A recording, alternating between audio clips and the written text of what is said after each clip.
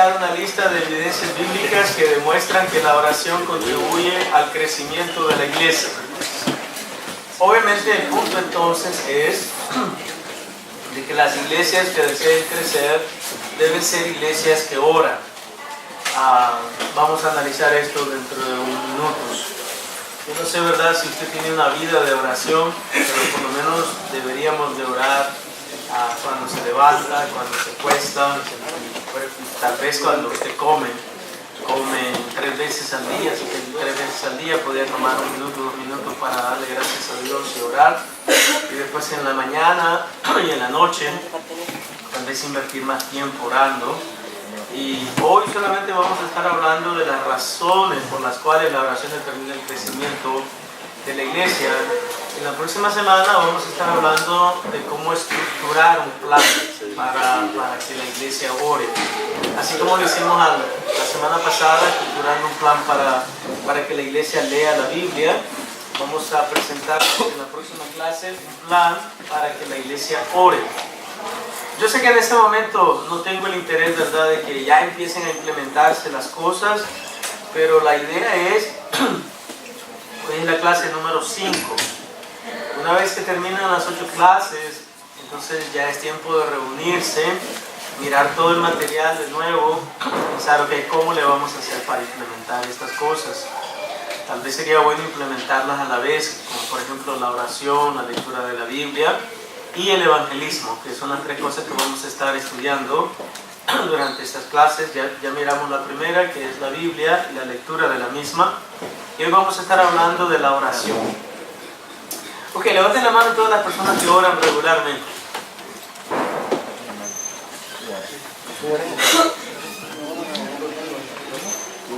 Ok, permítanme preguntarles, ¿cuáles piensan ustedes que son las razones por las cuales las personas normalmente oran? En general, ¿por qué oran las personas? Agradecimiento, tal vez. No. Estoy hablando cuando ellos oran. ¿Por qué oran? O sea, ¿cuáles serían los motivos de oración? Eso es lo que quiero preguntar. Salud, tal vez. Ya, Salud. tal vez ese es uno de los elementos más característicos en los Estados Unidos, que las personas oran por salud. Sana a mi madre, sana a mi padre, sana a mi perrito, sana a mi hermanita, sana, bonita de rana.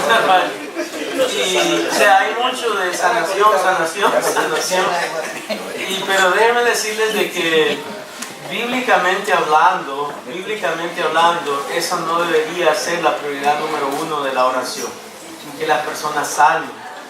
Porque, ahora, recuerden, estamos hablando con mucha sinceridad, porque si la persona sana, qué hermoso, ¿verdad?, que sanó, eso está bien, pero realmente eso no hace ningún cambio espiritualmente hablando.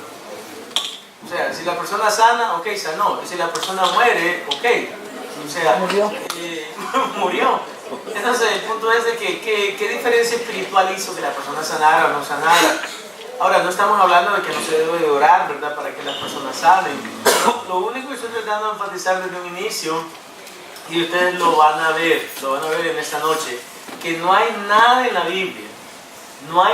Biblia, donde se demuestre bíblicamente que Dios nos invite a que el énfasis fundamental de la oración debe ser para que las personas sanen. Vamos a demostrarle que no, bíblicamente hablando. El énfasis no es orar para que las personas sanen, el énfasis es orar para que las personas sean salvas, porque eventualmente todos vamos a morir. Y si la persona, ¿qué importa que la persona esté bien sana físicamente y esté muerta espiritualmente hablando? Entonces, lo único que estoy tratando de dejar bien sentado desde el inicio es que el énfasis bíblico no es orar por sanación. El énfasis bíblico no es orar por provisión financiera. En realidad, el libro de Mateo, capítulo número 6, nos dice que el énfasis debe de ser buscar el reino de Dios. Y que el resto de cosas van a ser añadidas. La salud va a ser añadida. Pero entonces es muy importante de que uno entienda cuál es el énfasis. Y espero que en esta noche, hermano, usted y yo lo comprendamos como lo vamos a ver en la Santa Palabra del Señor. La gloria de Dios. Entonces vamos a hablar ahora de la introducción. Bueno, eso es lo que le En esta lección se establece que la Biblia es clara en demostrar que la práctica de la oración es parte esencial para el crecimiento de la iglesia. Como les reitero, y usted lo puede analizar después, ¿verdad? Solamente hay un pasaje en la Biblia que menciona acerca... Ahora, por favor, no escuchen lo que no estoy diciendo, porque mucha gente oye lo que uno no está diciendo y llega a sus propias conclusiones. No estoy diciendo que no se debe de orar por los enfermos. No estoy diciendo que no se debe de orar por las necesidades que uno tiene. Claro que se debe de orar por eso. Lo único que quiero que quede claro es de que ese no debe ser el énfasis. Le voy a poner un ejemplo práctico. Mire, tal vez usted tiene un dolor de espalda, por ejemplo.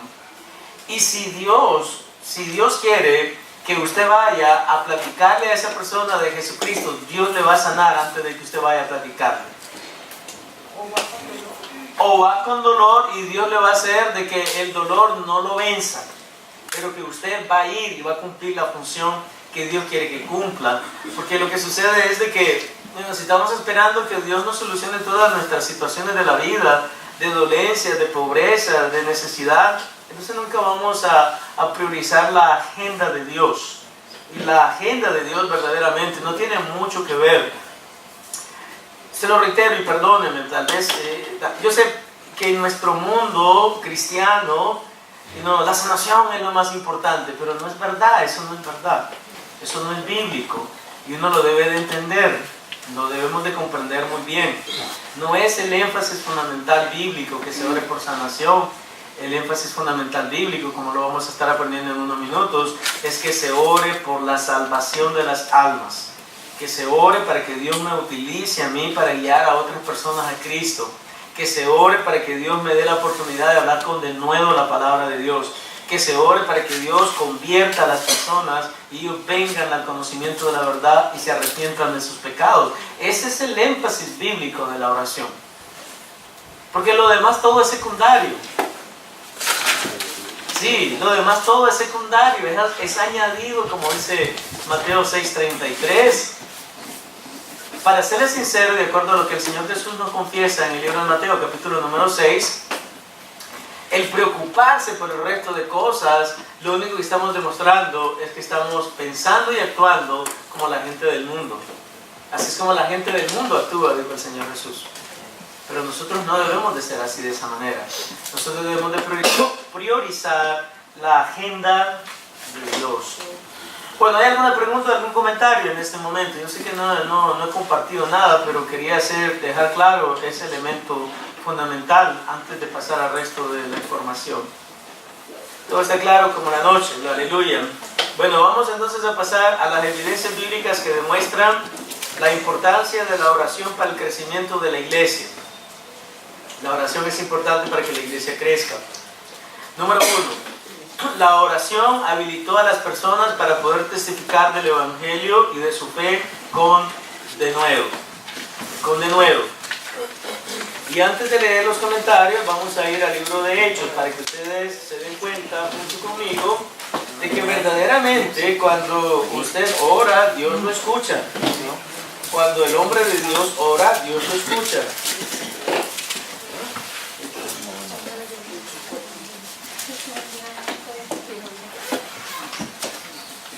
¿Ya están ahí? Pero déjenme decirles rápidamente lo que sucede por cuestión de tiempo, ¿ok? En el capítulo número 4, Pedro y Juan los traen delante de un concilio de religiosos, un concilio de sacerdotes, un concilio de hombres supuestamente religiosos. Y les hacen una amenaza a los apóstoles, les dicen, a partir de hoy ustedes no pueden seguir predicando en el nombre de Jesucristo, porque si lo hacen se van a meter a serios problemas. Versículo número 21, ellos entonces les amenazaron y les soltaron, no hallando ningún modo de castigarles por causa del pueblo, porque todos glorificaban a Dios por lo que se había hecho, ya que el hombre en quien se había hecho este milagro de sanidad tenía más de 40 años. Ok, ahora noten lo que sucede en los versos subsiguientes. Y puestos en libertad, vinieron a los suyos y contaron todo lo que los principales sacerdotes y los ancianos les habían dicho. Y ellos, habiéndolo oído, se pusieron a llorar y le dijeron a las personas: a partir de ahora no vamos a seguir predicando el Evangelio porque ya nos amenazaron en esta ciudad y ahora es tiempo de dejar de hacerlo. No, eso no es lo que el texto dice.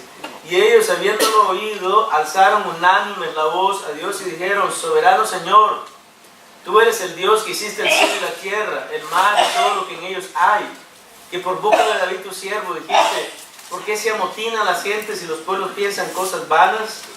Se reunieron los reyes de la tierra y los príncipes se juntaron en uno contra el Señor y contra su Cristo, porque verdaderamente se unieron en esta ciudad contra tu santo Hijo Jesús, a quien ungiste, Herodes y Poncio Pilato, con los gentiles y el pueblo de Israel, para hacer cuanto tu mano y tu consejo habían antes determinado que sucediera. Y ahora, Señor, versículo número 29, y ahora, Señor, mira sus amenazas y concede a tus siervos que con todo denuedo hablen tu palabra, mientras extiendes tu mano para que se hagan sanidades y señales y prodigios mediante el nombre de tu santo Hijo Jesús. Cuando hubieron orado, el lugar en que estaban congregados tembló, y todos fueron llenos del Espíritu Santo y hablaban con denuedo la palabra de Dios. Una oración contestada al instante. Pero noten cuál fue la oración que hicieron. Alabando a Dios, la palabra de Dios siempre.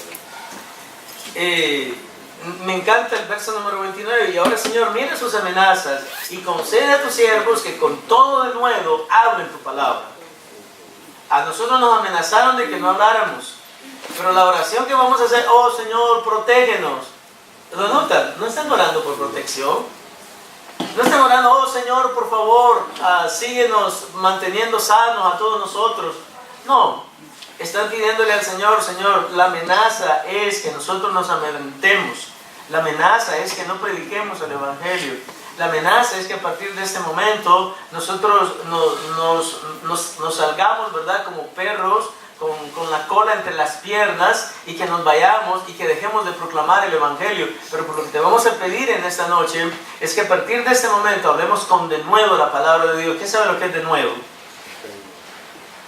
Con empeño, con entrega, con ahínco, con interés, sin ningún tipo de doblez, con toda firmeza que hablemos la palabra del Señor. Eso es lo que te pedimos, Señor. Te pedimos que hablemos con todo de nuevo. Si pudiéramos usar algunas otras palabras, tenemos que hacerlo con todo el empeño, con todo el empuje. Pero cuando hubieron orado, el lugar en que estaban congregados tembló, y todos fueron llenos del Espíritu Santo y hablaban con denuedo la palabra de Dios. Nuevamente, cuando yo leo la Biblia es interesante. Y el lugar tembló, y todos fueron llenos del Espíritu Santo, y empezaron a correr de un lugar para otro, y empezaron a escupir, y empezaron a caerse. ¿Qué es lo que dice la Biblia?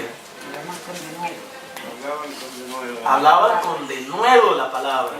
Exactamente lo que a él lo habían amenazado de no hacer. ¿Saben por qué? Porque tenían la unción de Dios en ese momento. Y la unción de Dios es la que lo hace valiente a uno. Lo hace valiente a uno. Algunas personas me preguntan algunas veces: pero tú vas a México mucho y no te da temor ir a México. Algunas personas que nunca han ido. Digo, yo honestamente nunca voy a México con temor. Nunca he ido a México con temor. Jamás. Y la razón por la cual no voy con temor es porque yo sé que voy con una misión santa. Y que Dios me va a guardar, Dios me va a proteger. A mí no voy a la playa, no voy a Acapulco, no voy a Cancún, no voy a predicar el Evangelio. Y voy bajo la unción del Espíritu Santo. Y si el Espíritu Santo pues no me protege, y también es parte del plan de Dios.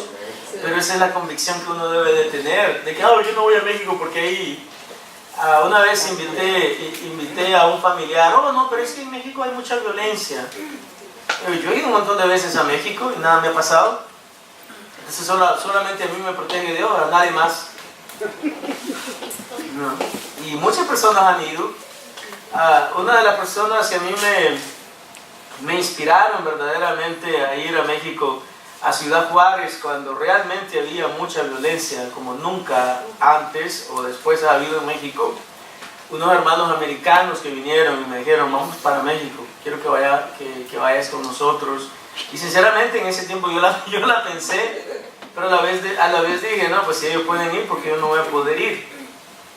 Y realmente era el tiempo donde había mucha violencia, que todo el ejército estaba afuera y subían las balaceras, etcétera, etcétera. Pero Dios nos dijo que fuéramos. Entonces no vamos verdaderamente simplemente porque queremos ir. Vamos porque Dios quiere que vayamos. Y es exactamente lo que nosotros encontramos en la vida de estos discípulos del Señor, que le pidieron, Señor, queremos hablar con denuedo la palabra. Las amenazas no nos importan. Right. Vamos a leer entonces aquí, en un momento trascendental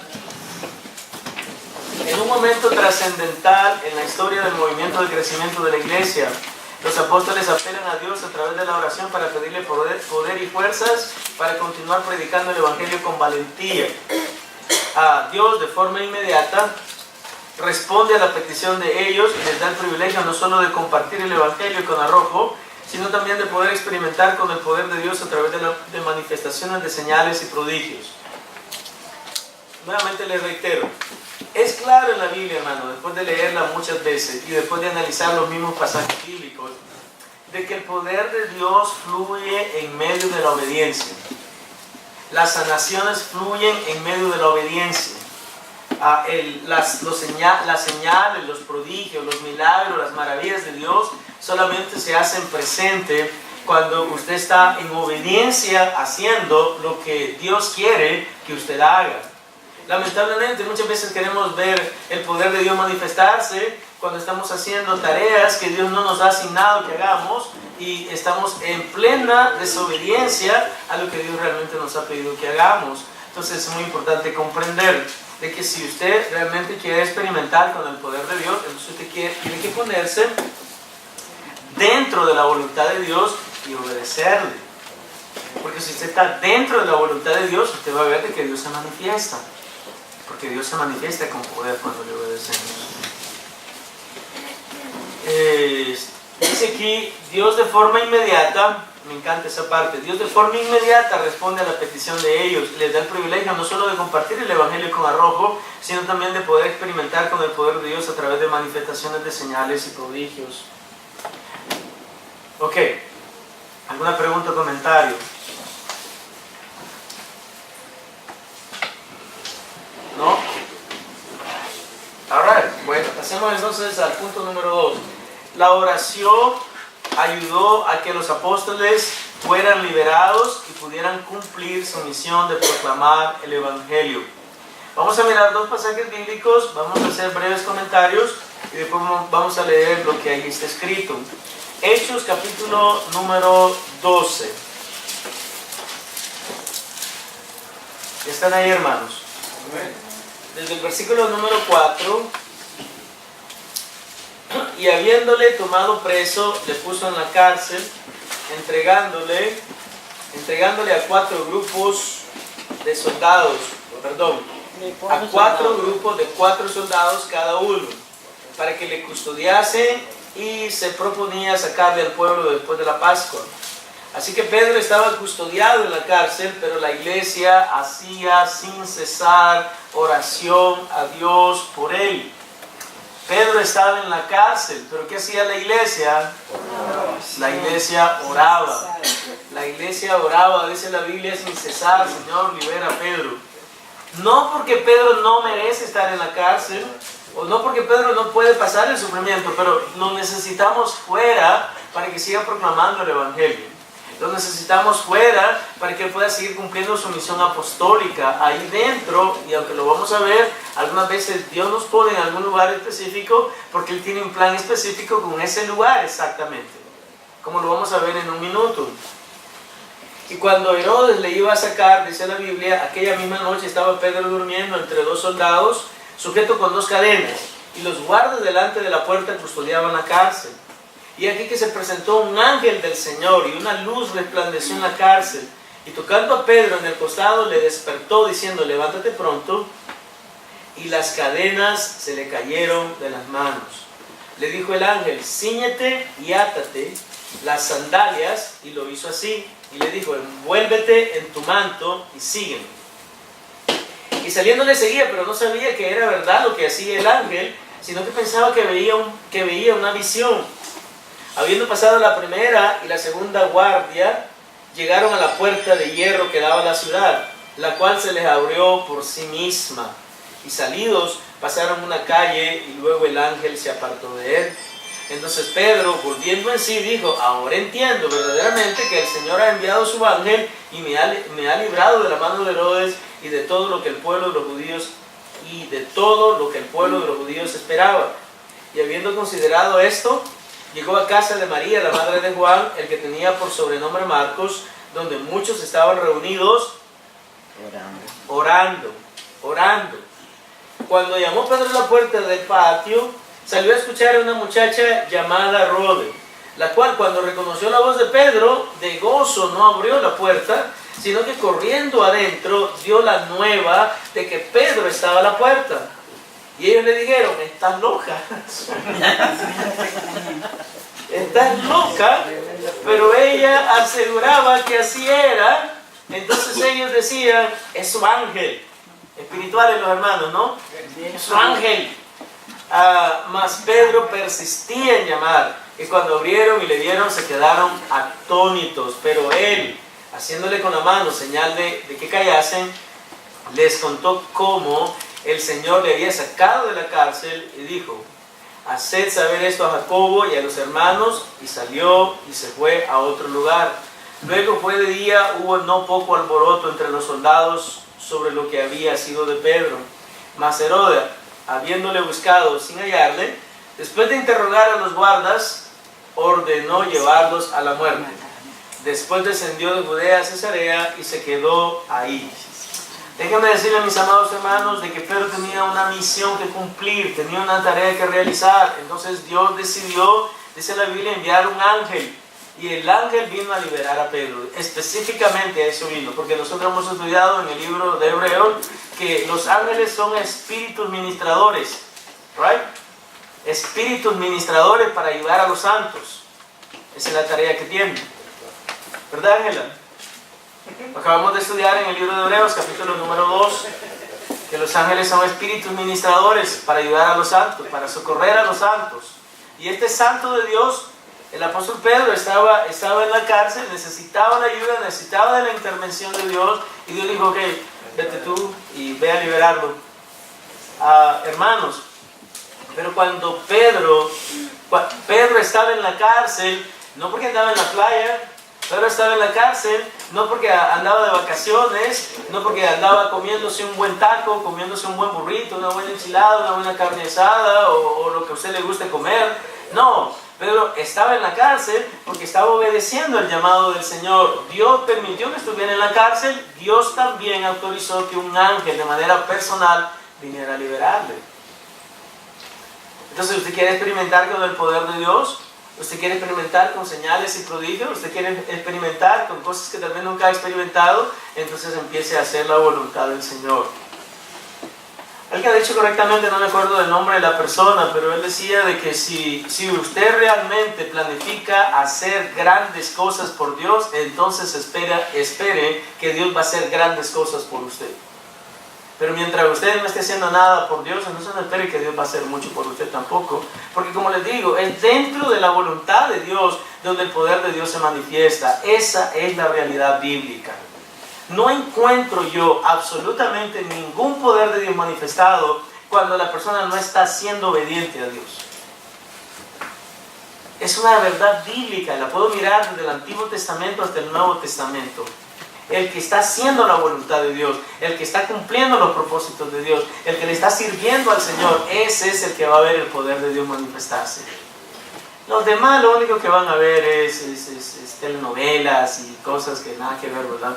Pero no van a experimentar con el poder de Dios, porque el poder de Dios es real. pero es real dentro del ámbito de que usted le está obedeciendo, de que usted le está sirviendo, de que usted le está honrando, de que usted le está glorificando. Entonces Dios manifiesta su poder para que su perfecta voluntad se pueda cumplir. Pero, por ejemplo, ¿qué voluntad de Dios se cumple cuando yo estoy viendo la serie de Narcos? Y estoy hablando de mí. ¿En qué voluntad de Dios se puede cumplir? Hombre, pues aprendí mucho de Pablo Escobar, hermano. ¿Y? Sí. Hombre, aprendí mucho de Pablo. Era un hombre de familia. Y eso es un buen, y ese es un buen valor, hermano. El problema es de que no hay poder de Dios en eso, ¿no? Y le estoy hablando honestamente, hermano, no hay poder de Dios.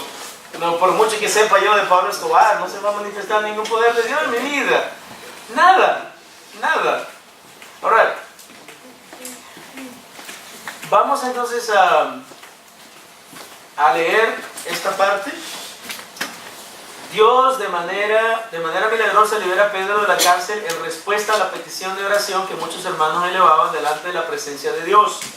Una vez en libertad, Pedro puede seguir comunicando el Evangelio de salvación a todas las personas que necesitan oírlo. Igualmente, Pablo y Silas se encontraban presos, pero a la medianoche, elevando su oración y alabanza a Dios, él, hablando de Dios, de manera milagrosa los libera para que vayan a cumplir su función de evangelistas en la casa del carcelero, en donde toda su familia se convierte en seguidores de Jesucristo. Lo vamos a ver para que ustedes noten, hermanos, que el poder de Dios se hace presente cuando usted está obedeciéndole, no cuando le está desobedeciendo. Ok, vamos al 16. ¿Ya están ahí? 16, comenzando en el versículo número 11. Dice la Biblia lo siguiente: zarpando pues de Troas, vinimos con rumbo directo a Samotracia, y el día siguiente a Neápolis, y de ahí a Filipos, que era la primera ciudad de la provincia de Macedonia y una colonia. Y estuvieron en aquella ciudad algunos días, y un día de reposo salimos fuera de la puerta, junto al río donde solía hacerse la oración, y sentándonos hablamos a las mujeres que se habían reunido. Entonces una mujer llamada Lidia, vendedora de púrpura de la ciudad de Tiatira, que adoraba a Dios, estaba oyendo. Y el Señor abrió el corazón de ella para que estuviese atenta a lo que Pablo decía. Y cuando fue bautizada y su familia, nos rogó diciendo: si habéis juzgado que yo sea fiel al Señor, entrad en mi casa y posad, y nos obligó a quedarnos. Aconteció que mientras íbamos a la oración, nos salió al encuentro una muchacha que tenía espíritu de adivinación, la cual daba gran ganancia a sus amos adivinando. Esta, siguiendo a Pablo y a nosotros, daba voces diciendo: estos hombres son siervos del Dios Altísimo, quienes os anuncian el camino de salvación. Y esto lo hacía por muchos días. Mas desagradando a Pablo, este se volvió y dijo al espíritu: te mando en el nombre de Jesucristo que salgas de ella. Y salió en aquella misma hora. Pero viendo sus amos que había salido la esperanza de su ganancia, prendieron a Pablo y a Silas y lo trajeron al foro ante las autoridades. Y presentándolos a los magistrados, dijeron: estos hombres, siendo judíos, alborotan nuestra ciudad y enseñan costumbres que no nos es lícito recibir ni hacer, pues somos romanos. Y se agolpó el pueblo contra ellos, y los magistrados, rasgándoles las ropas, ordenaron azotarles con varas. Ok, ya están bien azotados, ¿right? Con varas. O sea, no es un cinturón, no, es a varas, a varazos, para que aprendas una lección. Y en el versículo 23 dice: después de haberles azotado mucho, los echaron en la cárcel, mandando al carcelero que los guardase con seguridad. Eran reos peligrosos, el cual, recibido este mandato, los metió en el calabozo de más adentro y les aseguró los pies en el cepo. Reos altamente peligrosos. Pero a medianoche, ¿qué estaba haciendo? ¿Qué estaba haciendo Pablo y Silas? Orando y cantando, dice la Biblia. Muy probablemente, basado en la realidad del cristianismo que nosotros vivimos en este tiempo, si hubiera sido, no sé quién, vamos a decir a Raúl y yo, ¿verdad? Tal vez los dos hubiéramos estado llorando. En vez de llorando, llorando. ¡Qué padre! Y nos golpearon fuerte, con un garrotazo que no quiere. Yo hubiera estado consolando, ¿no? Sí, ¿verdad? Raulito. Ya, pastor. Tranquilo, tranquilo, pastor, tranquilo. Tranquilo que ahí viene la segunda tanda. ¿Pero qué dice la Biblia que hacían? ¿Estaban llorando? No, estaban llorando los tipos. Y no solamente estaban orando, dice la Biblia, cantaban himnos a Dios y los presos los oían. Estos tipos deben de estar marihuaneados todos. Estos dos están bien elevados. Estos de seguro la fumaron verde o algo. Porque están orando y están alabando a Dios. Y nosotros los vimos cuando los entraron. Iban bien apaleados los tipos. Bien reventados. Sin embargo, y ahora están en el cepo, colgados de las manos, amarradas de las manos, amarradas de los pies, y están cantando. Están cantando y están orando. Saca de onda a cualquiera. Dice entonces en el versículo número 25, a medianoche. Entonces sobrevino de repente un gran terremoto de tal manera que los cimientos de la cárcel se sacudían. Este es el segundo temblor que estudiamos hoy, ¿no es verdad? Los cimientos de la cárcel, dice la Biblia, se sacudían y al instante se abrieron todas las puertas y las cadenas de todos se soltaron. Despertando el carcelero y viendo abiertas las puertas de la cárcel, sacó la espada y se iba a matar pensando que los presos habían huido.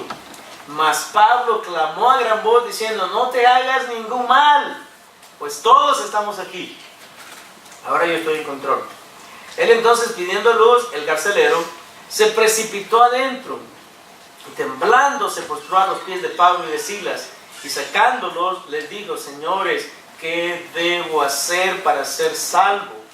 Ellos le dijeron: cree en el Señor Jesucristo y serás salvo tú y tu casa.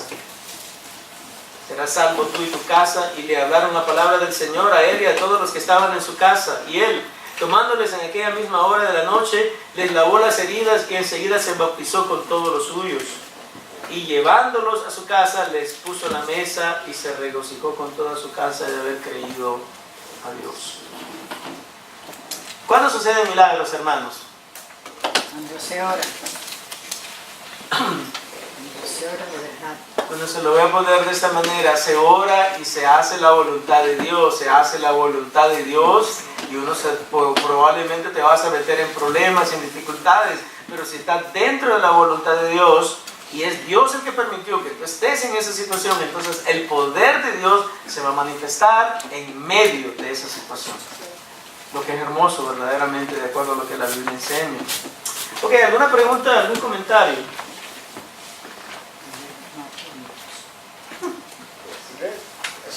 No, okay. Oh man, this is good. Okay. Hablaste que los ángeles ministran a los santos. Sí, señor. ¿Puedes aclarar un poco más de eso, por favor? Porque puede entenderse más. Bueno, dice la Biblia en el libro de Hebreos, ¿verdad? Solamente le voy a dar el texto. Hebreos capítulo 2. Si pueden ir rápidamente.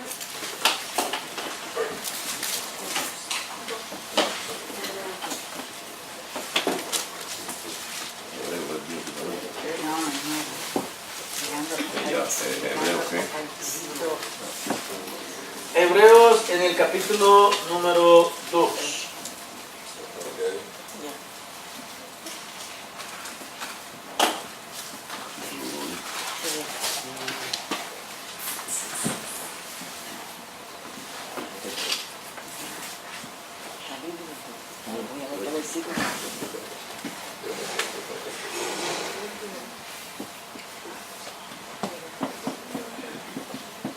Ok, es en el capítulo número 1, perdón.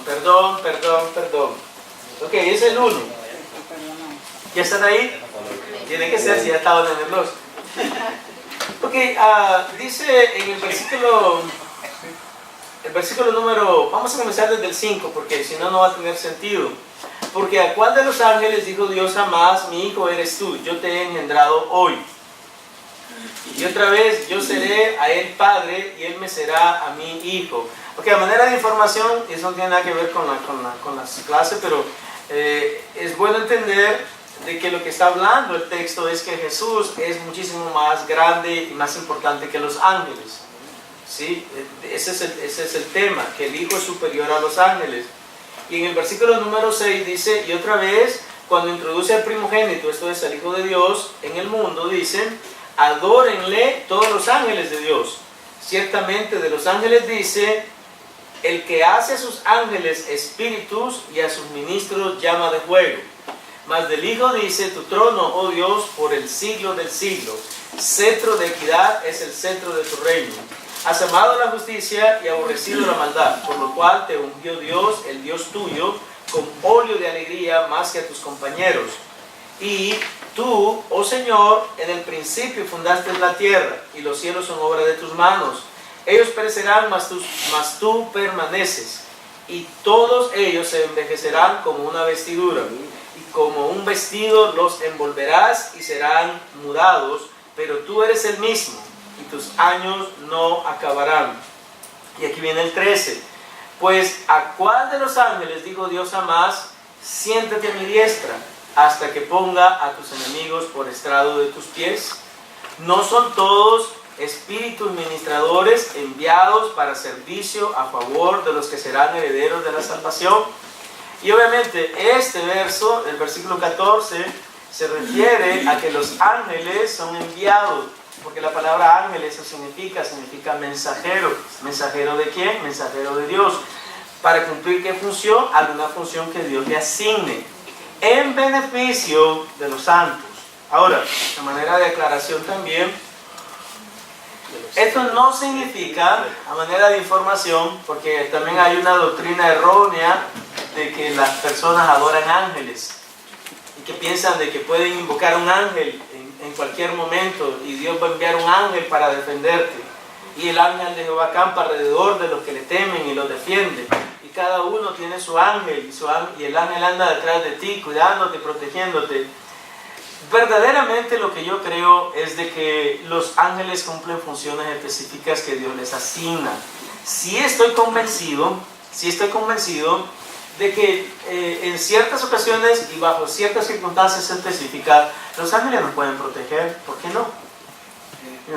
Siguen existiendo, son espíritus ministradores, y ministrar significa servir.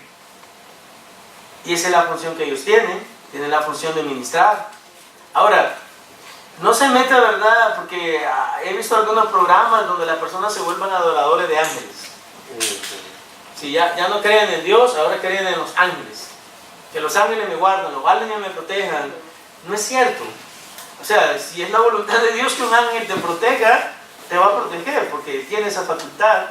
Pero no significa de que todo el tiempo un ángel anda detrás de ti. Es un poquito distinto. Lo que sabemos es que los ángeles están para ministrar a los santos en la tierra, a los que vivimos en la tierra, y no es a los que no son santos, no ministran a los que no son santos.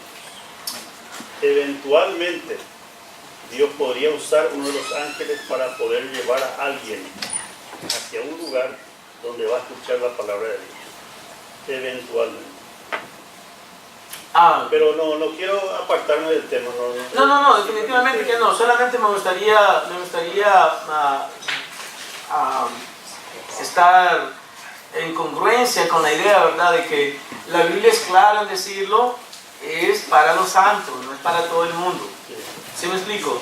O sea, de que no creamos en la idea, porque cuando uno estudia angelología, uno se da cuenta de que es fácil de que uno caiga en un gran error, y es en convertirse en seguidor de ángeles.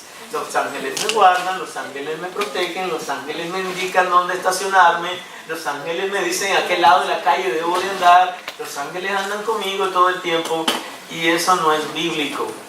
y hay que tener cuidado con eso, obviamente. Dígame, Raúl. Siguiendo lo que el pastor en su carro dijo, cuando una persona no es un creyente, pero es el hijo de una madre que está ahí de rodillas orando por él, que ella sí es creyente, que está intercediendo, y ha habido muchos testimonios de que personas han sido,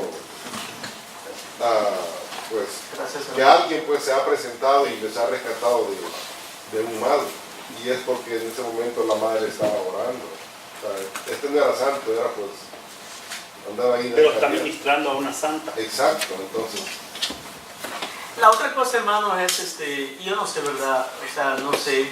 He visto algunas cosas, algunos ejemplos, pero hasta dónde será verdad, pues no sabemos.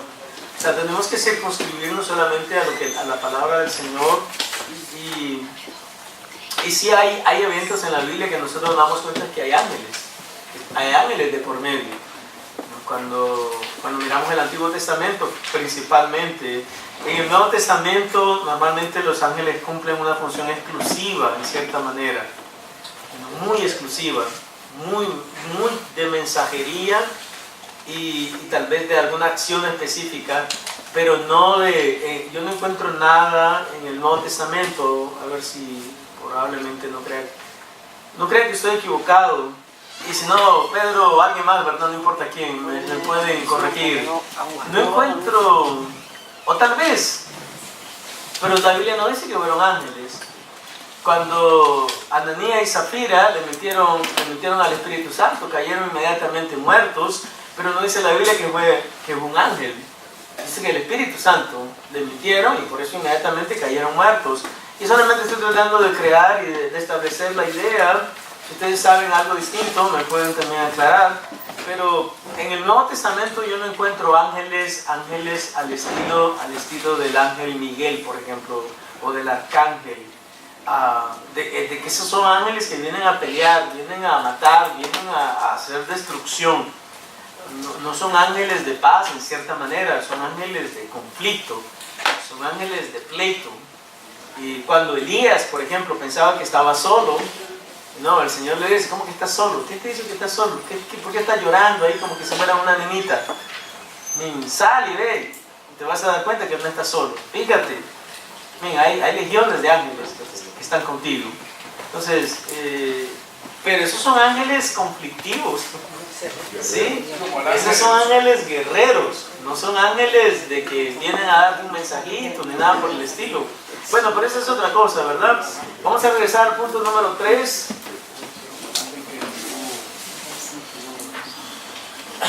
Punto número 3. La oración nos da la posibilidad de tener los trabajadores necesarios para cumplir la tarea de evangelización que Dios nos ha asignado. Lucas 10:2. ¿Qué dice Lucas 10:2? Vamos a comenzar desde el verso número 1. Después de estas cosas está hablando Jesús.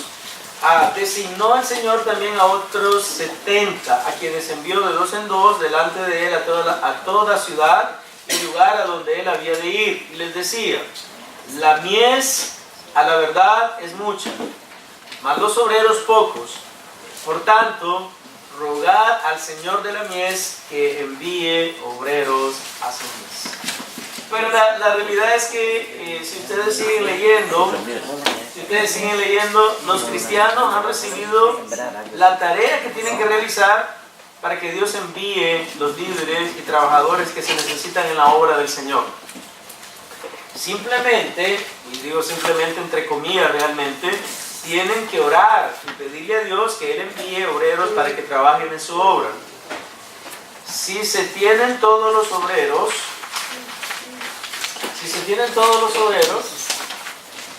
necesarios, entonces el reino de Dios puede crecer abundantemente. Las iglesias pueden realizar todo el trabajo que necesitan hacer y por ende crecer sin medida. Entonces, si no tenemos suficientes obreros, ¿qué es lo que dice la Biblia que tenemos que hacer? Hay que orar, hermanos. Jesús dijo, la mies es mucha, mas los obreros pocos. Rogad pues al Señor de la mies que envíe obreros a su mies. Ahora, ponga atención en esto. Es un error pensar de que Dios no puede enviar a la iglesia a las personas que se necesitan para cumplir las funciones que Dios quiere que se cumplan dentro de la iglesia. Es un error. Ahora, noten que el hecho de que Dios envíe más personas está enmarcado dentro de la esfera de que la mies es mucha. ¿Qué cosa es la mies? No está hablando de la iglesia. Las personas que están sin el Señor. Las personas que están sin Cristo, dijo el Señor, son muchas. La mies es mucha, el mundo es mucho, las personas no cristianas son muchas, mas los obreros, pocos. Los obreros son pocos. Por tanto, rueguen al Señor de la mies que envíe obreros a su mies. Entonces tenemos que rogarle al Señor que envíe obreros, que envíe personas que deseen trabajar, que envíe hombres y mujeres que quieran glorificar al Señor por medio de rendirle servicio de culto a Él, de que le honren por medio de trabajar para la obra del Señor y que puedan de manera honrada traerle gloria al Señor. Pero no digamos entonces, que no tenemos suficientes personas. Bueno, no me digas que no tienes suficientes personas. La pregunta es, ¿cuánto estás orando para que Dios envíe a esas personas? Que no tenemos suficientes personas. Esa no es la afirmación bíblica. Eso no es lo que Dios quiere que hagamos. Lo que Dios quiere que hagamos es que oremos, dice la Biblia. No tiene suficientes trabajadores para el ministerio infantil, entonces ruega al Señor que los envíe. No tiene suficientes personas para que salgan a evangelizar, ruega al Señor que los envíe. No tiene suficientes personas para ministrar en la cocina, ruega al Señor que los envíe. No me diga, que no hay suficiente gente. Eso no es lo que el texto afirma. Lo que el texto afirma es bien enfático. La mies es mucha, los obreros pocos. Vamos a empezar a llorar que no tenemos suficientes personas. No, dice el texto, rueguen al Señor de la mies que envíe obreros a su mies. Él lo va a hacer si nosotros oramos. Pero en vez de quejarnos de que no tenemos suficientes personas, debemos de orar para que Dios las envíe. Eso es lo que el Señor nos invita.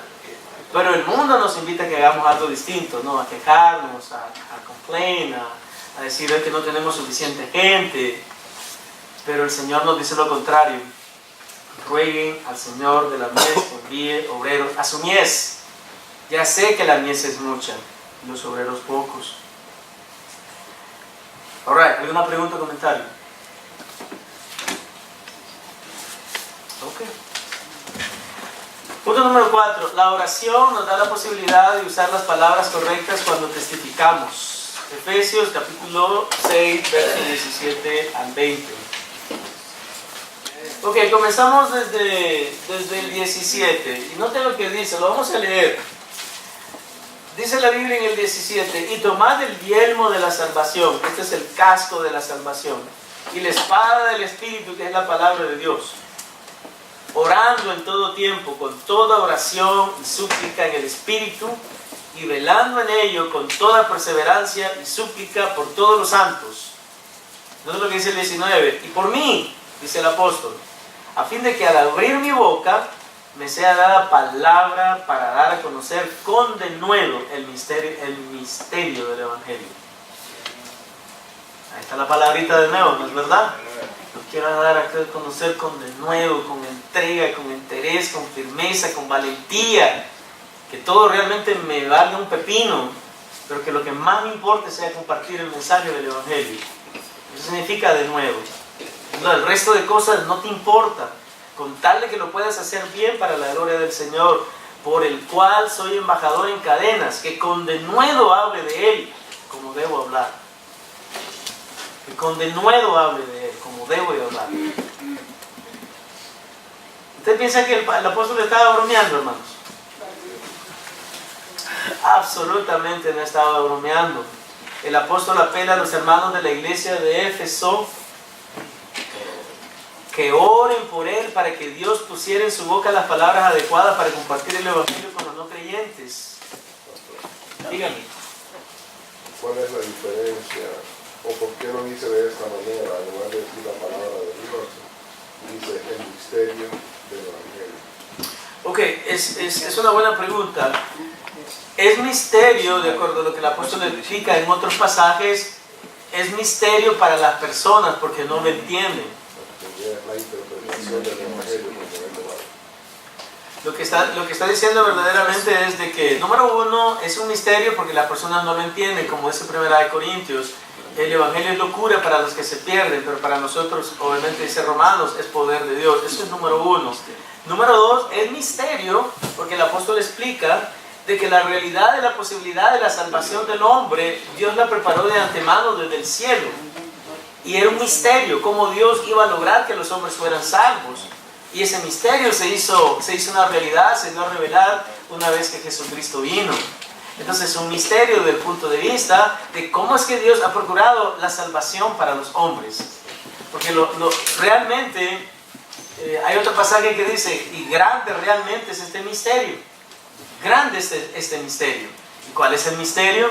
El misterio de que Cristo vino desde el cielo, dejó su trono de gloria, vino a la tierra, vivió aquí como un hombre, siendo Dios mismo. Se encarnó, estuvo aquí entre nosotros, padeció como nadie ha padecido, pasó todas las tentaciones, dice el libro de Hebreos, para que pueda Él también auxiliarnos a todos los que somos tentados. Todas las tentaciones las pasó Él. Entonces, obviamente que es un misterio difícil de comprender, de cómo Dios ha decidido traernos salvación a nosotros que ni siquiera merecíamos ser salvos. Es un misterio la salvación desde ese punto de vista.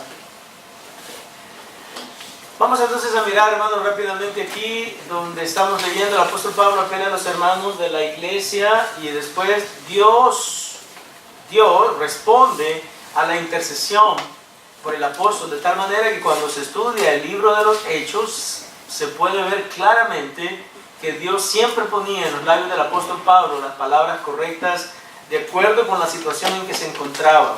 También Dios siempre le concede hablar el mensaje del Evangelio con denuedo y poder. Donde Él tiene la oportunidad de predicar, Él lo hace con denuedo. Con denuedo.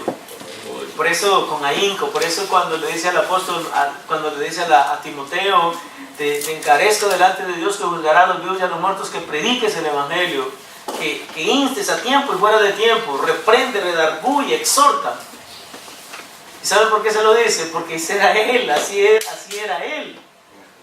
Y Timoteo era su pupilo y él le va a decir exactamente lo mismo. Exactamente, me encantan las palabras, te encarezco delante de Dios que juzgará a los vivos y a los muertos. O sea, no te estoy simplemente, si puedes, ¿no, Timoteo? ¿Sale, brother? ¿Sí? No manches, ¿no? Dale, hombre, échale ganas, che. No.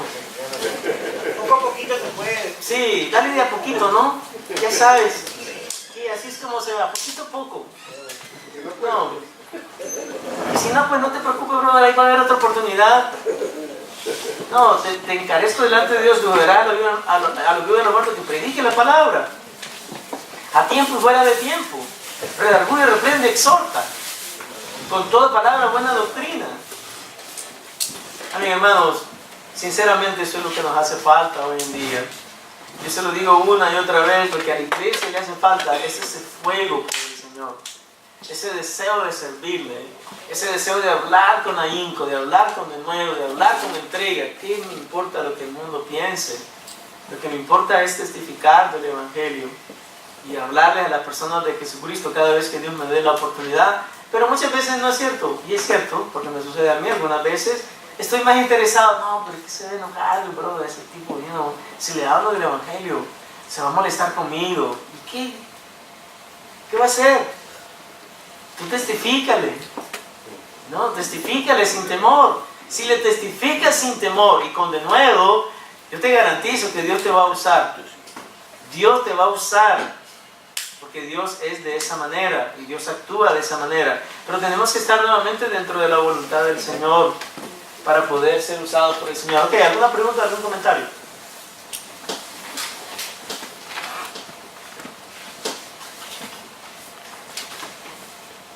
Se acabó ya, hermano. Ok, punto número 5. La oración nos ayuda a determinar las responsabilidades que cada individuo debe tener en el proceso de cumplir la tarea de evangelizar. Ok, vamos a ir al libro de Hechos. Y noten algo interesante que sucede en este pasaje del libro de Hechos.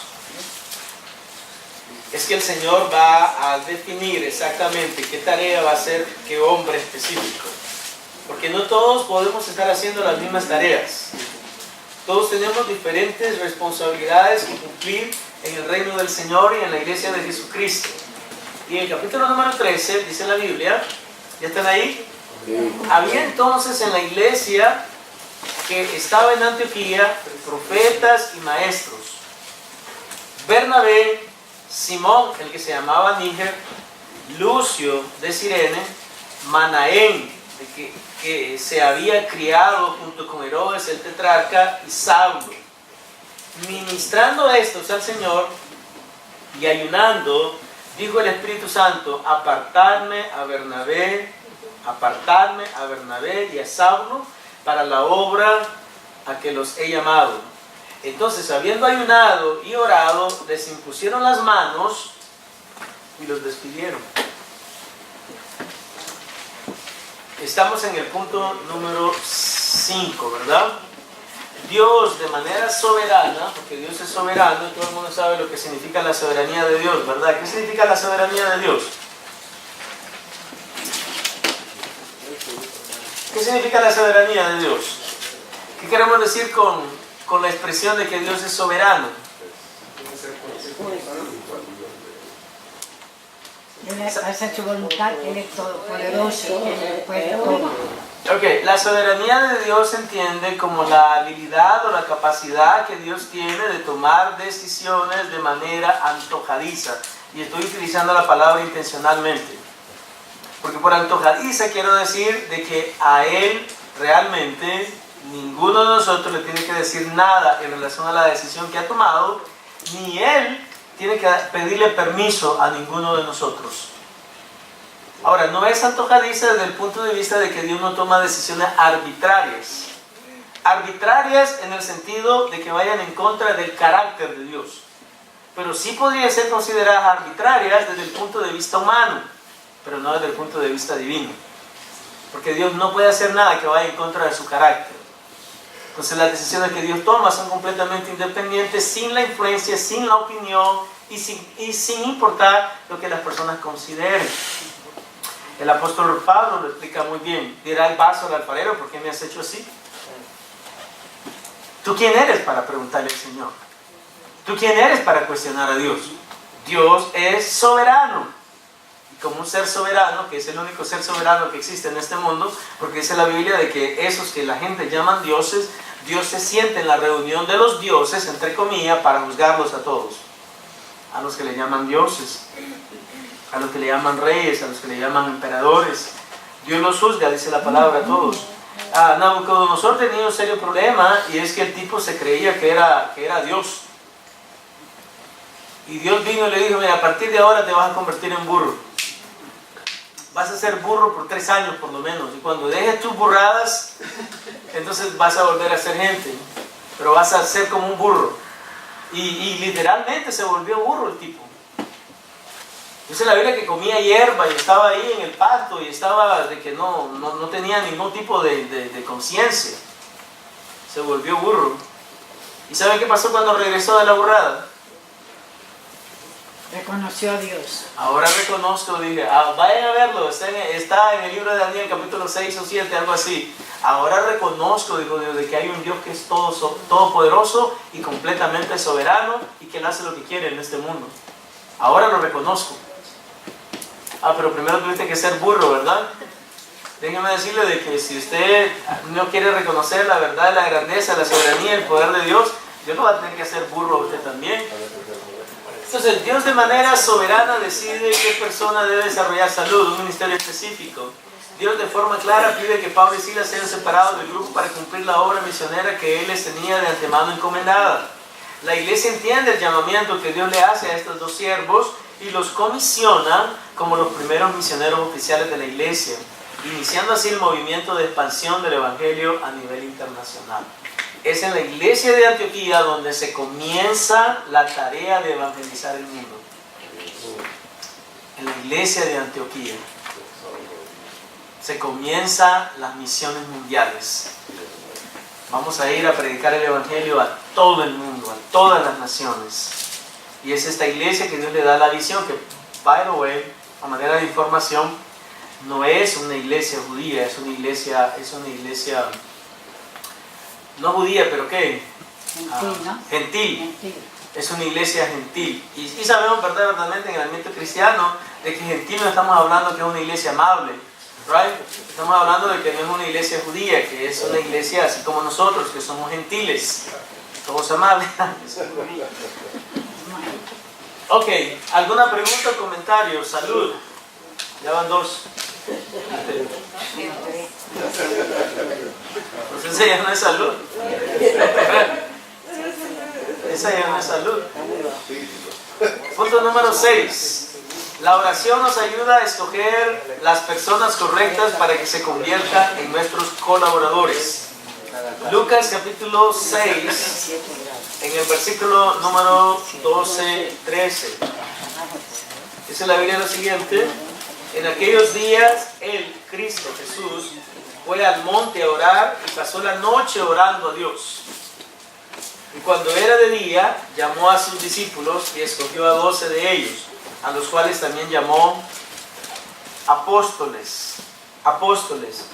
Jesús nos muestra que el proceso de elegir a las personas que servirían como apóstoles no fue nada ligero. Antes de elegir a los 12 apóstoles, Jesús pasó toda la noche orando al Padre. Que le pregunto en esta noche, ¿acaso Jesús no sabía y conocía, porque en otro pasaje bíblico nos damos cuenta, no conocía acaso Jesús a todos los hombres que estaban a su alrededor? Ajá, sí. Claro. La Biblia menciona en un pasaje que no recuerdo exactamente cuál es, de que Jesús no tenía que nadie le dijera lo que había en el corazón de los hombres, porque Él sabía lo que había en el corazón de ellos. No tenía necesidad de que nadie le dijera lo que había en el corazón de los hombres. Nadie tenía que decirle, Él ya sabía lo que había en el corazón de los hombres. Los hombres estaban pensando y Él le decía, ¿por qué pensan ustedes de esa manera? ¿Por qué están pensando de esa manera? Porque tienen esas maquinaciones. Entonces, ¿por qué pasó toda la noche orando? Es exactamente verdad. Jesús pasó toda la noche orando, y es mi opinión, pero creo que está demostrada bíblicamente, para fijar un ejemplo para nosotros. Que cuando vamos a tomar decisiones que son verdaderamente importantes, debemos de invertir el tiempo necesario para poder orar lo suficiente para entender que esa es la voluntad de Dios, que Dios nos está guiando a cumplir la perfecta voluntad de Él. Y no simplemente, no, pues tú vas a hacer esto y tú vas a hacer aquello, principalmente de la posición que la persona, ¿verdad?, está postulándose, aunque se desea postular. Eso nos muestra que el proceso de elegir a las personas que servirían como apóstoles no fue nada ligero. Antes de elegir a los 12 apóstoles, Jesús pasó toda la noche orando al Padre.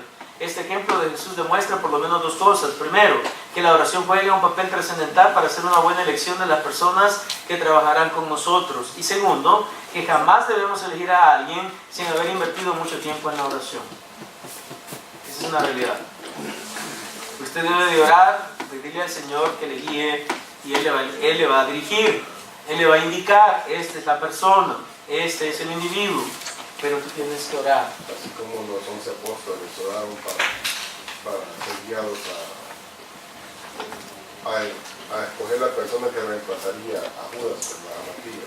Sí, en la elección de Matías, lamentablemente, ¿verdad?, algunas personas piensan de que simplemente echaron suertes, pero no es verdad. La Biblia establece específicamente lo que Raúl estaba diciendo, de que oraron y ayunaron antes y después echaron suerte, no para elegir en relación a quiénes iban a servir, para elegir entre 2 solamente. Echaron suertes. Y eso es bueno de entenderlo. Porque ya tenían 2 que después de ayunar, después de orar, después de buscar de la presencia del Señor, dijeron, ok, hay 2. Está Rafael y está Raúl. Ahora vamos a echar suerte, porque los 2 andan vestidos de negro. Ok. Entonces, vamos a mirar cuál es el que el Señor quiere. Vamos a echar suerte, porque cualquiera, ya no importa realmente cuál sea. Porque ya nosotros ya oramos, ya ayunamos, ya buscamos de Dios, y ahora sí vamos a rifar, vamos a tirar la moneda, o es Rafael o es Raúl. pero es uno de los dos. Pero nadie más. Rafael, ¿verdad? No, Roberto. Bueno, ayuda a recoger entre Roberto y Raúl, hombre. Ahí se va, hermano.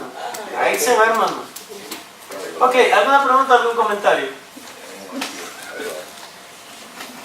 Ahí van, ok. 7. La oración nos prepara para cumplir nuestra próxima misión. Hechos, capítulo 9.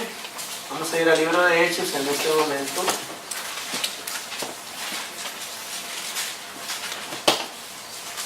Hechos 9, del 9 al 15. Si ya están ahí, me pueden decir amén. Amén. Esta es de la historia de la conversión de Saulo de Tarso, que posteriormente va a ser Pablo el apóstol. Y en el versículo número 9, obviamente ya sucedió que él ya estuvo un encuentro con el Señor, y ahora vamos a leer acerca del resto de la historia, en el versículo número 9. Donde estuvo 3 días sin ver y no comió ni bebió. Están hablando de Saulo de Tarso, que estuvo en un lugar específico por 3 días sin ver y sin comer y sin beber. Había entonces en Damasco un discípulo llamado Ananías, a quien el Señor dijo en visión: Ananías. Y él respondió: heme aquí, Señor. Y el Señor le dijo: levántate y ve a la calle que se llama derecha, y busca en casa de Judas a uno llamado Saulo de Tarso, porque he aquí él ora. ¿Quién oraba? Saulo de Tarso. Pablo, el apóstol, estaba en oración y ha visto en visión a un varón llamado Ananías que entra y le pone las manos encima para que recobre la vista. Entonces Ananías respondió: Señor, he oído de muchos acerca de este hombre. ¿Cuántos males ha hecho a tus santos en Jerusalén? Y aún aquí tiene autoridad de los principales sacerdotes para prender a todos los que invocan tu nombre. El Señor le dijo: ve, porque instrumento escogido me es este, para llevar mi nombre en presencia de los gentiles y de reyes y de los hijos de Israel. Dios envió a Ananías en respuesta a la oración de Saulo de Tarso, en respuesta a la oración de Pablo. Pablo estaba orando, dice la Biblia, como lo leemos. E inmediatamente Dios empezó a hacer un movimiento, y ese movimiento que vamos a enviar a Ananías. Le dice el Señor: vete, hay un hombre que está, y necesito que tú le lleves un mensaje. ¿Quién es el hombre? Ahí se llama Saulo de Tarso. ¡Saulo de Tarso! ¿Qué pasa, Señor? Este tipo ha matado a un montón de gente en Jerusalén, y aquí también tiene cartas para aprendernos a todos y mandarnos a matar. Yo como que no quiero ir. Pero ¿qué le responde el Señor? ¿Qué le responde el Señor? En el versículo número 15, me encanta. El Señor le dijo: ve, no te estoy preguntando, te estoy diciendo que vayas. Y ahora te voy a explicar por qué.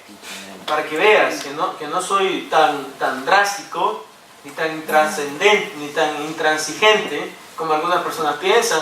Ve, porque instrumento escogido me es este. ¿Para qué? Para llevar mi nombre en presencia de los gentiles y de reyes y de los hijos de Israel. Déjenme decirle por qué. ¿Por qué los gentiles, por qué los reyes y por qué los hijos de Israel?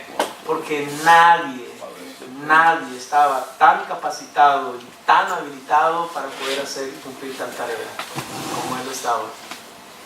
Él se las sabía, de que se las sabía todas.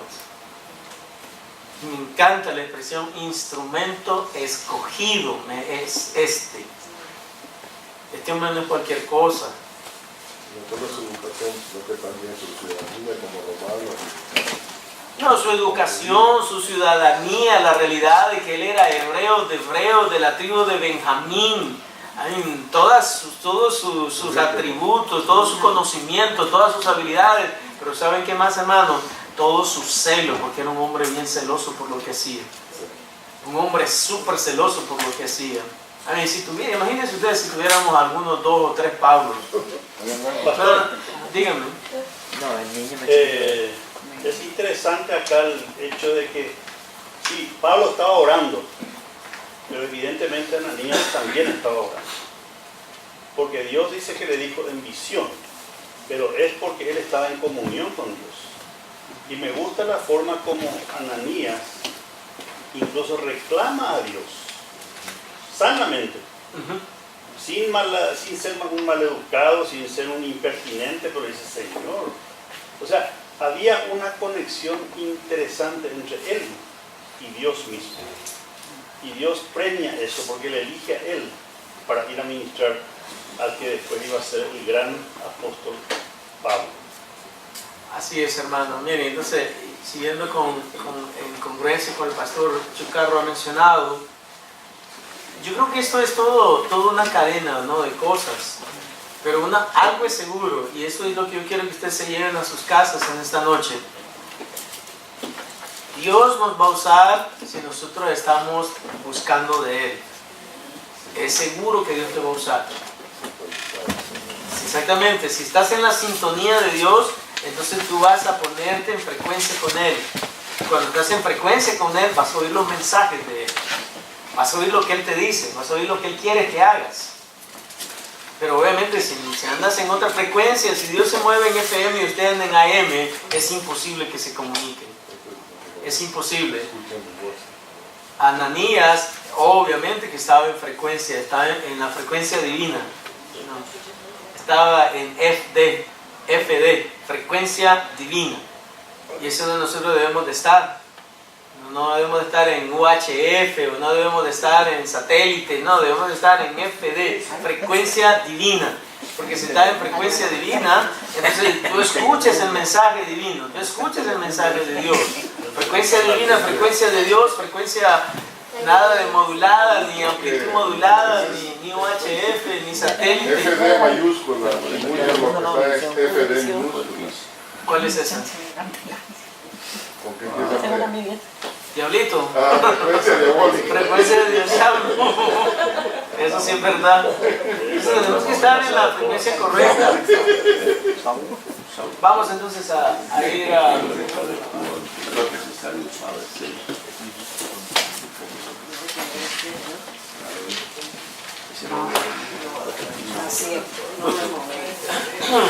En el capítulo número 10, recuerden, y lo vamos a mirar brevemente por cuestión de tiempo. Bueno, se lo voy a relatar solamente, y después ustedes lo pueden ver todo. Dice la palabra del Señor de que Pedro estaba, ¿verdad?, con hambre, y que se sube a una azotea, ¿right? Porque era lo normal en ese tiempo. O, yo no sé, Pedro ya fue, yo no he ido. Pedro, pon atención, hombre, oíste, yo estoy distraído. Y me quedé que a escucharme, no que estuviera ahí hablando con el vecino. Te estaba diciendo a ver que atienda. No, ¿y qué te iba a preguntar? ¿Todavía hay azoteas en Israel o ya no? ¿Por qué fuiste? Hay. ¿Sí hay? Hay. Bueno, entonces, La gran mayoría de las casas ¿tienen azotea? las casas de los barrios. Alright, entonces se sube a una azotea, dice la Biblia, y está con hambre el tipo, le están preparando un pescadito asado ahí abajo, con unos totopos. Alright. Pero de pronto tiene una visión, dice la Biblia, de que vio un gran lienzo y mira todo tipo de animales cuadrúpedos, y que escucha una voz que le dice: Pedro, levántate, mata y come. No, Señor, le dijo, porque ninguna cosa inmunda he comido jamás. Entonces el Señor le dice la Biblia, lo que Dios ha santificado no lo llames tú inmundo. Se le aparece nuevamente la visión, el mismo suceso. El mismo suceso, y cuando eso está sucediendo, dice la Biblia, que llegan los hombres que Cornelio había mandado. Y le dicen, golpean a la puerta, pero antes de que eso suceda, ya un ángel le había dicho a Pedro: hay unos hombres que van a llegar a tocar a la puerta. Cuando ellos te pidan de que tú te vayas con ellos, tú te vas con ellos. Tú te vas con ellos. Pero se quedaron ahí hasta la mañana, dice la Biblia, y se fueron. Y entonces cuando Pedro llegó, entró y honestamente se sintió terriblemente mal en ese lugar. Y le digo: bueno, ustedes saben perfectamente cuánto asco me da a mí, sinceramente, estoy parafraseando, estar en medio de ustedes. Ustedes, como dicen los costarricenses, me dan asco. Y no todos ustedes los gentiles, me dan asco a mí. Porque ustedes saben perfectamente de que nosotros los judíos y los gentiles no nos llevamos bien. Así que, ¿quién me puede decir para qué me mandaron a llamar? Entonces capítulo 10, Cornelio, dice la Biblia de que le dijo, bueno, mira, lo que pasa es que yo en una visión vi de que alguien así como tú, estoy parafraseando obviamente, nos iba a venir a hablar el Evangelio. Entonces a partir de ahí dice la Biblia, él les habló el Evangelio a toda la familia que Cornelio había invitado. Y Cornelio había invitado a Raimundo y a todo el mundo, a la familia. Él les compartió el Evangelio y muchos de ellos vinieron a compartir la fe. Cuando salió de allí, dice la Biblia, él llegó a concluir algo y dijo, ahora me doy cuenta que verdaderamente Dios no hace acepción de personas, sino de que Dios realmente se siente bien con todas aquellas personas que de corazón le buscan. Que de corazón le buscan. Y es aquí donde está este comentario. Dios se aprovecha el momento en que Pedro está orando para revelarle una realidad que Pedro todavía no entendía, la posibilidad de la salvación de los gentiles. A través de esta visión, Pedro comprendería que Dios ha procurado la salvación de individuos que representan diferentes tribus, lenguas y naciones. Una vez que Pedro recibe la revelación, está dispuesto a obedecer a Dios y compartir el Evangelio con los gentiles, a los cuales detestaba antes de tener esta experiencia. Los detestaba. Y así interesantemente, a mí se me hace muy interesante que si ustedes leen el texto, él específicamente cuando llega y se presenta con todo el grupo es exactamente lo que les dice. Ustedes saben perfectamente, bueno, vamos a buscar brevemente en el versículo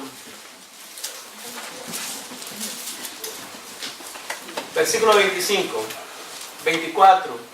Al otro día, capítulo 10, versículo 24, al otro día entraron en Cesarea, no Cesarea, pero Cesarea, y Cornelio los estaba esperando, habiendo convocado a sus parientes y amigos más íntimos. Cuando Pedro entró, salió Cornelio a recibirle y postrándose a sus pies, adoró. Mas Pedro le levantó diciendo, yo no soy el sucesor de Pedro, ni tampoco soy el Papa. Levántate, pues yo mismo también soy hombre. Y hablando con él entró y halló a muchos que se habían reunido. Y les dijo, noten, vosotros sabéis cuán abominable es para un varón judío juntarse o acercarse a un extranjero. ¿Qué le parece? Esa es la primera palabra que sale de la boca. Es asqueroso para mí estar aquí con ustedes. Ustedes saben, ¿verdad?, de que esa es la realidad.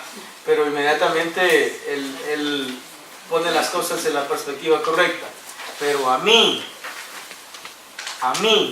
me ha mostrado Dios que a ningún hombre llame común o inmundo. A mí me ha mostrado Dios. Así que esa era la opinión que yo tenía, pero Dios a mí me ha mostrado algo distinto. Vamos a mirar entonces el versículo pero el punto número 8. La oración ayuda a que las personas sean salvas. Y aquí hay algo interesante. Primera de Timoteo. ¿Por qué este es segunda? Ok. Segunda de Timoteo. Y a mí se me hace muy interesante este pasaje. Siempre se me ha hecho interesante. Y si eso es verdad, entonces debe ser primera. Porque yo miro aquí. No, si es primera es, ¿verdad? Hay un solo Dios y un solo Dios. Si primera de Timoteo 2:5. No. Sí, primera. Primero, Sí. nos corregimos ayer. Sí. Es primera, che. Ay, gracias. Por favor, disculpen la molestia. Es primera. No lo vamos a cambiar. Ok, ahora vamos a comenzar por contexto. Vamos a comenzar desde el versículo número 1 para que entiendan el contexto. Exhorto ante todo a que se hagan rogativas, oraciones, peticiones y acciones de gracias por todos los hombres. ¿Sí están conmigo, verdad? Por los reyes y por todos los que están en eminencia, para que vivamos quieta y reposadamente en toda piedad y honestidad. Por eso hay que orar por AMLO, aunque ustedes no lo crean, aunque no nos caiga bien. ¡Qué sí! Verso número 3 dice lo siguiente: porque esto es bueno y agradable delante de Dios nuestro Salvador, el cual quiere que todos los hombres sean salvos y vengan al conocimiento de la verdad. Verso número 1: exhorto ante todo a que se hagan rogativas, oraciones, peticiones y acciones de gracias por todos los hombres. Verso número 4: el cual quiere que todos los hombres, Dios, ¿verdad?, quiere que todos los hombres sean salvos y vengan al conocimiento de la verdad. Y el versículo número 5, porque hay un solo Dios y un solo mediador entre Dios y los hombres, Jesucristo hombre. Este solo mediador, de acuerdo al texto, en el verso número 4 dice que Dios quiere que todos los hombres sean salvos y vengan al conocimiento de la verdad. Pastor, entonces aquí Dígame. quiere decir que todos los hombres son predestinados a ser salvos. No. Porque esa es la voluntad de Dios. Quiere que todos los hombres. Ya, sí, exactamente. ¿Y sabe cómo lo entendemos nosotros, los que creemos en la doctrina de la predestinación? Lo entendemos de esta manera. Dios quiere que todos los hombres que son predestinados sean salvos. Y todos los hombres que son predestinados van a ser salvos. Porque obviamente es claro en la Biblia que no todos son predestinados. Todos los hombres. Sí. Todos los hombres. Es como Juan 3:16, porque de tal manera amó Dios al mundo. Dios amó al mundo. ¿Para qué? Para que todo aquel que en él cree no se pierda, mas tenga vida eterna. Entonces siempre lo va a calificar. Hay una calificación, y la calificación es: Dios amó al mundo, pero Dios salvó a estas personas que han creído. Igual en este grupo de 1 Timoteo 2:5, donde dice la Biblia, el cual quiere que todos los hombres sean salvos y vengan al conocimiento de la verdad. Obviamente no incluye, y te voy a explicar la parte lógica de esto. Esto no incluye a todo el mundo, porque les pregunto, simplemente pregunta. A través de los años, ustedes se han dado cuenta de que han muerto personas sin conocer a Jesucristo. A través de los años. ¿Sí? Entonces reconcílienme esta situación. ¿Se acuerdan de la soberanía de Dios? ¿Se acuerdan de la soberanía de Dios? De lo que hablamos de la soberanía de Dios. De que básicamente Dios no le pide permiso a nadie, ni Dios está tratando de que le den sugerencia en relación a cualquier acción que él va a tomar. Si Dios es soberano y él realmente todo lo que quiere suceder, sucede. Si Dios es soberano, desde el punto de la soberanía de Dios, si Dios es soberano y todo lo que él quiere suceder, sucede, entonces explíqueme usted cómo es que esas personas que, de acuerdo a 1 Timoteo 2:4, Dios quería que se salvaran, no se salvaron. Si Dios es realmente soberano. Porque si Dios fuera soberano y Él quiere que todas las personas se salven, entonces obviamente todas las personas se salvarían. Entonces ese texto no está hablando de todos en un sentido general de la palabra, está hablando en el sentido estricto de aquellas personas que han sido predestinadas para ser salvos. Y no necesariamente de todas las personas, porque sabemos por experiencia, y yo lo sé porque yo he visto personas que han muerto sin Cristo, de que no todos se van a salvar. Ya sabemos eso. No todos se van a salvar. El salvarse es un privilegio, hermano. Es un privilegio, hermanos.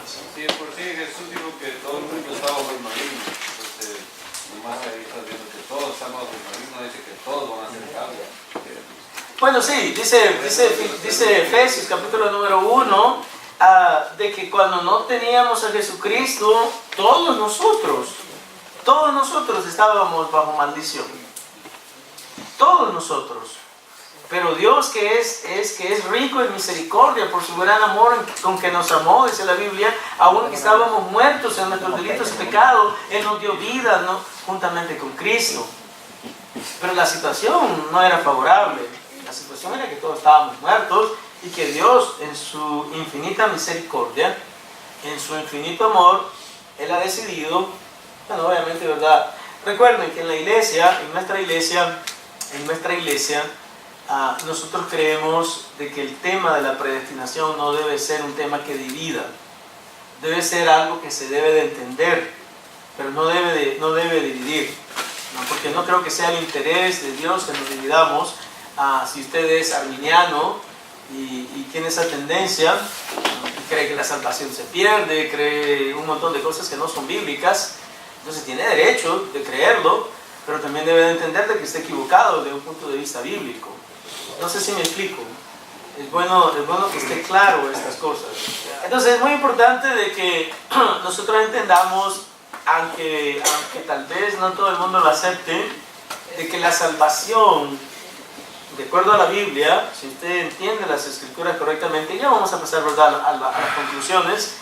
El hecho de que usted sea salvo radica en la realidad de que Dios de manera soberana, como dice Efesios capítulo número 1, nos predestinó para ser salvos desde antes de la fundación del mundo. Nadie lo puede negar. ¿Por qué no lo puede negar? Porque está en la Biblia. Hermano. Hay una diferencia entre la soberanía de Dios y la voluntad de Dios. Acá lo que está expresándose es la voluntad de Dios. Él quiere. Pero la voluntad de Dios es que todos los que son cristianos predestinados, así como está diciendo, sean salvos. Él hubiera dicho, o sea, en la palabra de Dios hubiera dicho, entonces el cual decidió que todos los hombres sean salvos. Pero otra cosa. Esa es la soberanía de Dios. Hubiera sido la soberanía de Dios así. Dios decidió que todos sean salvos. Pero lo que es, en este caso, es la voluntad de Dios, que es diferente de la soberanía de Dios. No podemos mezclar las dos palabras. Hay diferencias. Bueno, seguimos. Gracias, hermano. Vamos a mirar el punto número 8. Entonces, la oración ayuda a que las personas sean salvas. Ya lo acabamos de ver. La Biblia establece que los cristianos deben orar por todas las personas que todavía no son salvas. Y es cierto, yo oro por las personas que no son salvas, sin importar las responsabilidades que desempeñan, su posición social o económica. Todas las personas que Dios desea que sean salvas, serán salvas. Y esa es una afirmación categórica. Aunque no haya sido predestinado. Bueno, sí, eso es lo interesante. Todas las personas que Dios desee que sean salvas, serán salvas. Ahora, si tú entiendes Efesios capítulo número 1, con eso realmente se está afirmando de que si vas a ser salvo es porque tú eres predestinado. Y eso es verdad, no sé, estamos en vivo en esto todavía. Sí. Estamos en vivo. Yo sé que muchas personas tal vez que están viendo esto no lo creen.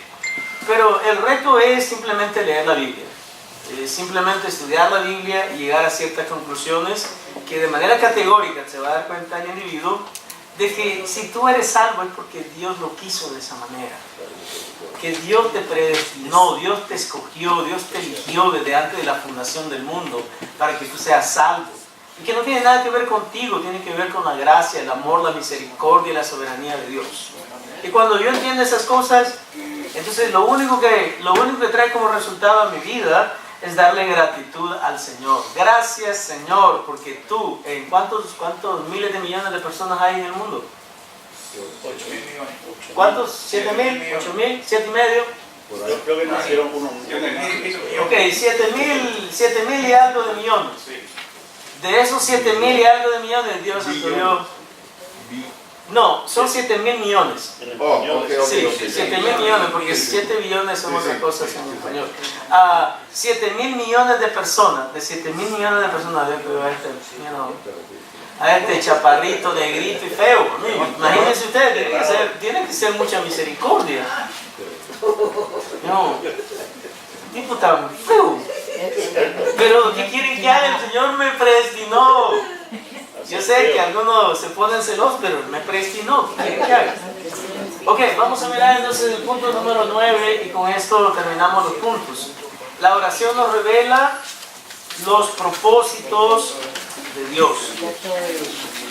Hechos 16, 9 y 10. Y se le mostró a Pablo una visión de noche. Un varón macedonio estaba en pie, rogándole y diciendo: pasa a Macedonia y ayúdanos. Cuando vio la visión, enseguida procuramos partir para Macedonia, dando por cierto que Dios nos llamaba para que les anunciásemos el Evangelio. Se le anunció a Pablo una visión de noche. Obviamente el hombre estaba orando, probablemente en un momento de oración y gran búsqueda de la dirección de Dios. Pablo recibe la revelación de que deben viajar a Macedonia y compartir el Evangelio ahí.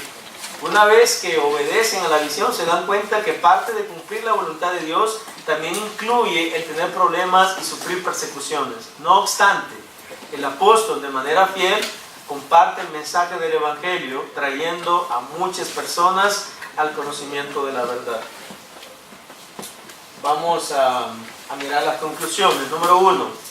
A través de la oración las personas reciben de parte de Dios la valentía necesaria para testificar con denuedo el mensaje del Evangelio. Pero aún más, a través de la oración intercesora, los siervos de Dios reciben liberación física, con el objetivo que no cesen de dar a conocer el mensaje de la palabra de Dios y de esa manera traer liberación a los presos espirituales.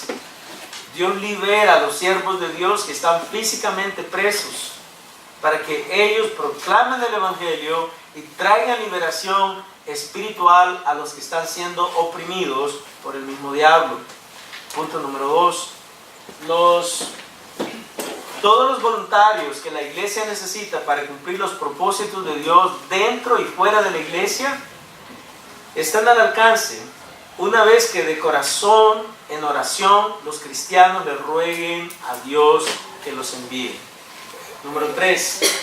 Cuando los cristianos oran de manera continua en el desempeño de las tareas que Dios les ha asignado, Dios les da el privilegio de tener las palabras correctas en el momento adecuado.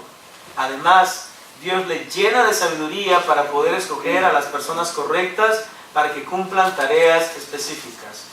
Dios también les otorga la habilidad e inteligencia necesaria para cumplir con efectividad todas las misiones asignadas. Y por último, la oración prepara los corazones de los oyentes y crea las condiciones necesarias para guiar a las personas a la verdad de Jesucristo. Amén.